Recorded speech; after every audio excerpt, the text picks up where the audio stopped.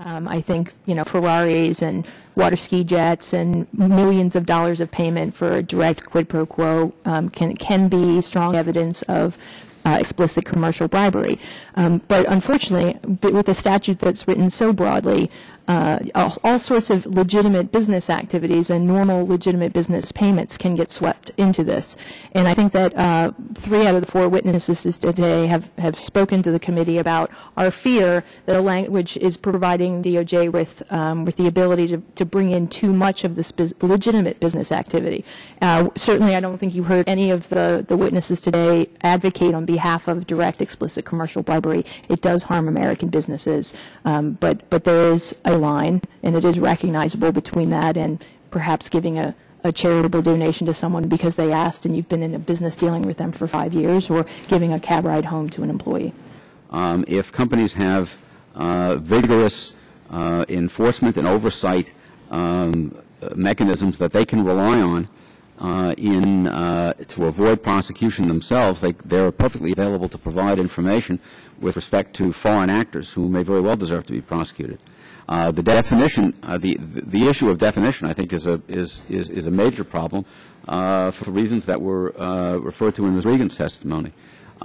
If we don't know who a foreign official is, everything from providing a cab ride to somebody who worked late on and up is going to make it very difficult for a company to function. And as she pointed out, a defense lawyer has to err on the side of caution in advising her clients on what they can and can't do, which inhibits the conduct of business.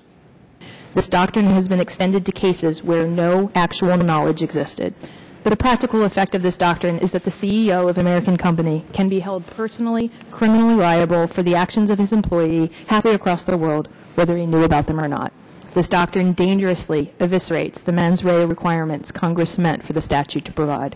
I think we're asking for a defense but it would be an affirmative defense. Understand that the state of play in a trial would be that there would be a proved violation, and then the question would be whether the compliance mechanism that the company had in place was reasonably designed to have, if complied with, to have detected the violation that took place. One of the problems that I hear, and of course you've been a judge and you listen for little words that prick up your ears, when I hear words like, I don't think that would be a violation, that doesn't give companies much assurance. If somebody in a legal position with the government says, I don't think it is, or I think it is, it seems like we ought to have a clear enough line that people don't have to think. They could say, yes, it is, or it isn't.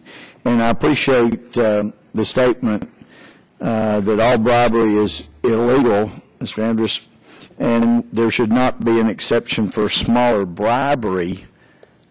The thing is, we can define bribery, and as in the example that General Casey has mentioned, a taxi ride, if you say, for heaven's sake, anything under this amount obviously is not bribery, then that gives companies a clear line where they know they can do this and not have to spend $200,000 because there may be a young prosecutor or a young FBI agent that thinks I can make a name going after this big company.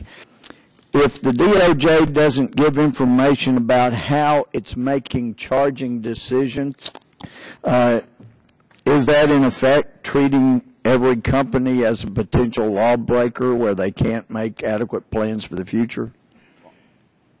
Obviously, I think the more information that's available on how these decisions are made, the easier it is for people to function. But there's a difference between saying this is how we do it on a general and non-binding basis and actually having a legal provision in a statute that's clear to everybody as a basis for governing your behavior going forward.